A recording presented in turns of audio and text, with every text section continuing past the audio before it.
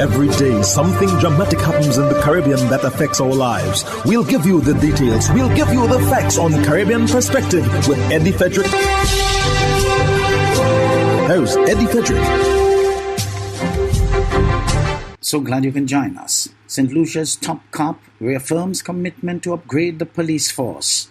This story takes the lead in today's edition of Caribbean Perspective for Thursday, 2nd November 2023. Brought to you in association with our friends at Antillian Group. Details when we return. Believe in our strength, we'll stand by you. Protection from all, perils big and small. Reassurance we give, it's so clear to see. Peace of mind, that's our service guarantee. We look after all our family. Yes, we do at every opportunity. Antillian Group, underwriters of all classes of insurance solutions for your protection and investment. Live well financially.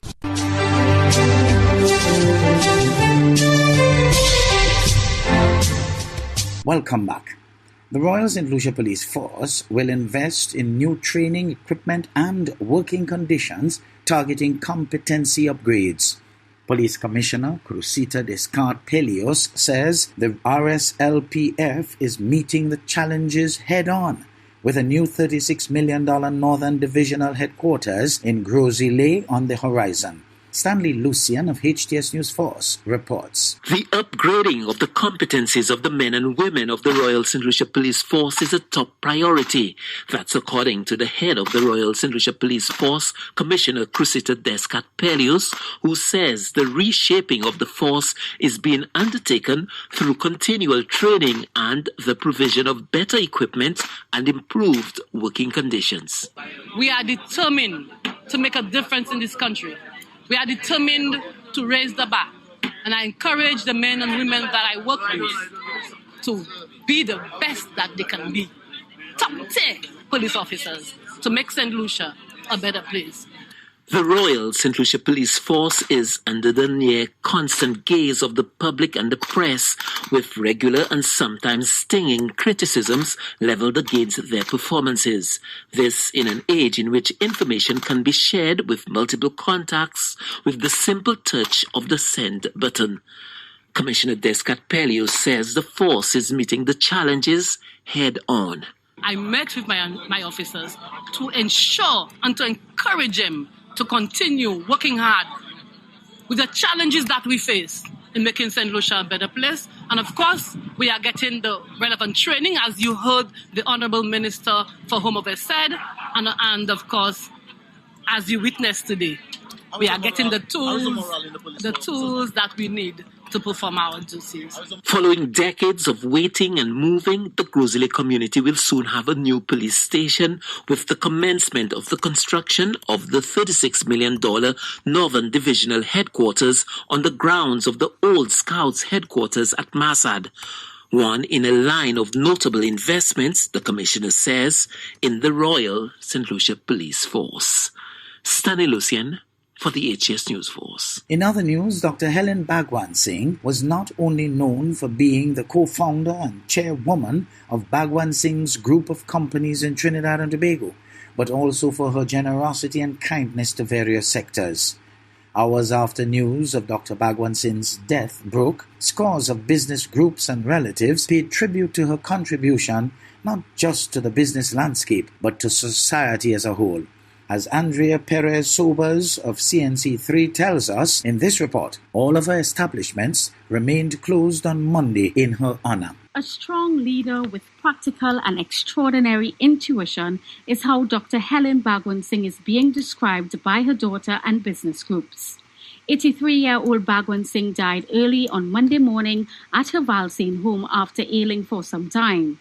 And as the news broke of her death, the doors of all branches of Bhagwan Singh's hardware remained closed. Speaking to CNC3 News, her daughter Wendy Bhagwan Singh Lee said her mother's passing is a devastating blow to the family. You know that I'm seeing my mom aging, but you really never expect that she would, pass away. And then, the empire that she's built, that the clothes you have on your back, she's responsible for putting all that, for helping you out in every aspect of your life. Fondly known as Mrs. B, she was inducted into the TNT Chamber of Industry and Commerce's Business Hall of Fame in 2010 and granted the Order of the Republic of Trinidad and Tobago in 2011. Stephen DeGans, Chief Executive Officer of the TNT Chamber of Industry and Commerce, recalled how she contributed to the business landscape in TNT. Helen has been someone who has contributed greatly in terms of building, and not just building, but also in terms of the vision that she saw in how to get her goods brought across the Trinidad and giving people the variety that they become accustomed to seeing only in North American situations. Nirad Tiwari, AmCham's TNT Chief Executive Officer, said she was not just a formidable businesswoman, but he said she was known for her generosity. She donated to the Diabetes Trust Fund. She put up the only still A-class office building that we have in the East. So, I mean, she's done quite a bit in so many different sectors.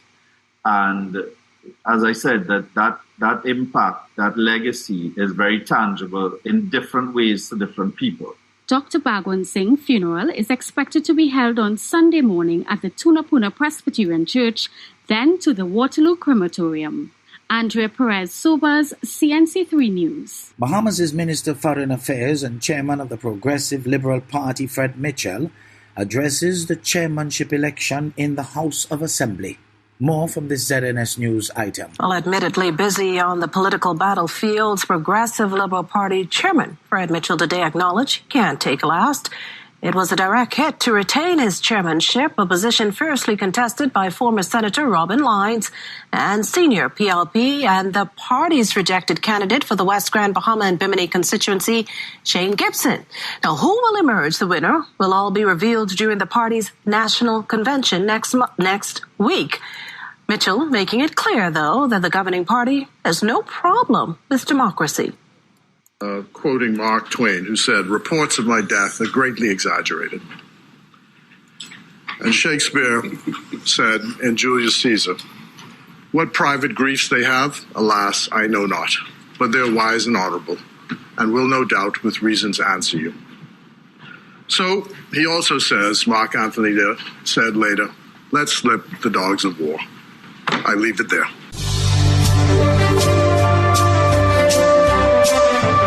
You're listening to Caribbean Perspective with Eddie Frederick, in association with our friends at Antillean Group, underwriters of all classes of insurance solutions for your protection and investment. Live well financially.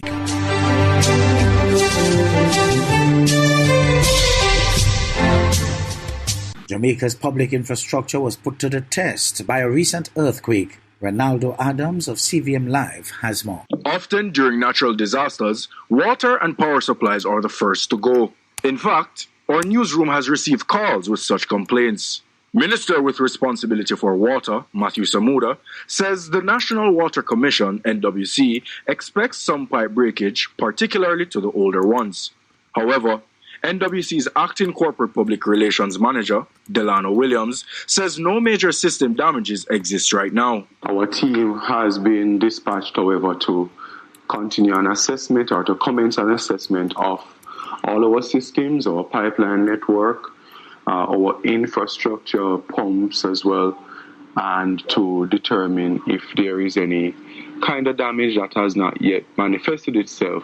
Yes, they are vulnerable, but there are also some of the ones that in their construction, a lot of steps would have been taken.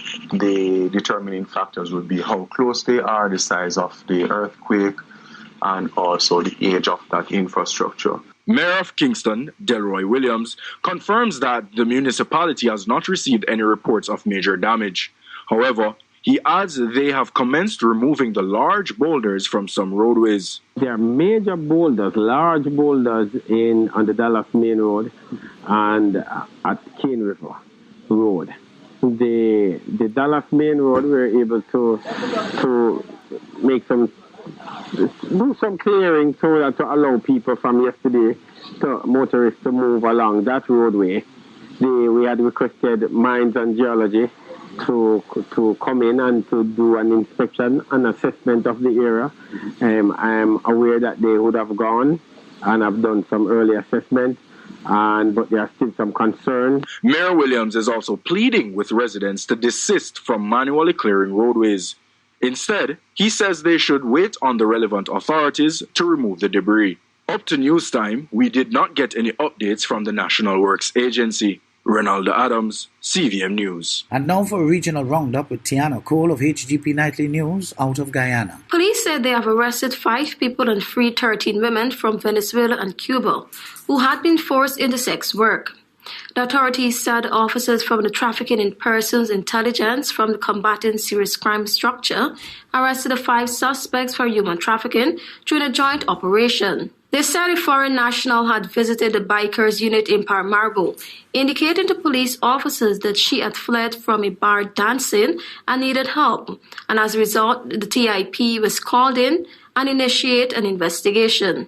Further investigation by the police has shown that a woman, together with 11 others from Cuba and 2 from Venezuela, were housed in a bar dancing in the Nakiri district to perform sex work. History will be made today as Antigua and Barbuda holds its first ever judge-only murder trial, featuring Jeffrey Daniel as accused in a landmark case. Daniel is charged with the murder of 56-year-old David Roberts, an incident that transpired in 2021. According to reports, the alleged altercation between Daniel and Roberts occurred on May 21 of that year. The 2 individuals were known to each other.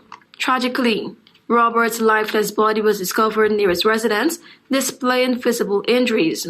In May 2022, Daniel entered a plea of not guilty to the murder charge. The decision to hold a judge-only trial stems from the Criminal Proceedings Trial by Judge Alone Act, enacted in 2021 amid the peak of the COVID-19 pandemic.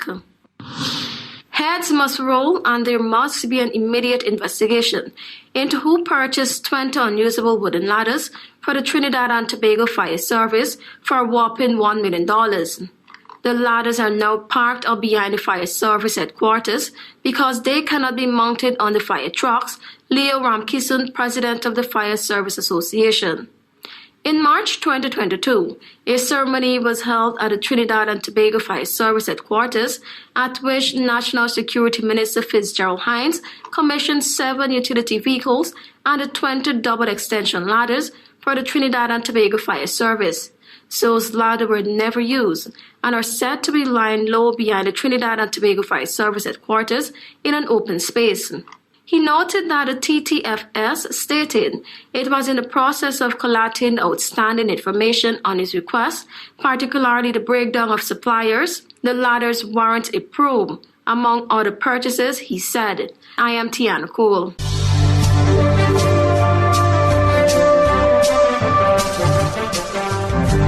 I am Eddie Frederick. This has been Caribbean Perspective, a whole new approach to highlighting developments in the Caribbean. In the meantime, please follow us on Facebook and subscribe to our YouTube channel for daily regional news and more, in association with our friends at Antillian Group. Believe in our strength, we'll stand by you.